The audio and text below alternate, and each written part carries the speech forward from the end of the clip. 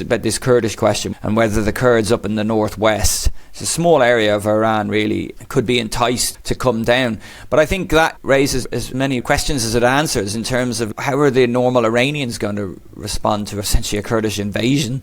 What are the Kurds' goals? They don't really want to take the Tehran and the whole of the country, and could they? I doubt it. And they'd need massive amounts of air support as well. So I see that more like potentially as an operational influx to kind of fix Iranian forces and open a new front rather than potentially take the whole country. Why would the Kurds actually be motivated to do that? I assume the US doesn't think that the Kurds could actually replace the government and form some kind of interim government. Could they be acting as proxy troops on the ground instead of putting US troops on the ground? If you think about how fast the Syrian government actually fell, once you got to a point where this is a bit of a paper tiger and the Islamists just swept through with the help of the Turks, that's your kind of view. Look at the Taliban fall in 2000, which just quickly it becomes reach critical mass. You got a lot of firepower, and then whoosh, you just walk in and restore some sort of order. The Kurds would be enticed because they get some of what they view as their homeland back, as I mentioned, which is a relatively small part of northwest Iran. They've been bitten before, haven't they? They've risen up before, 91 against Saddam,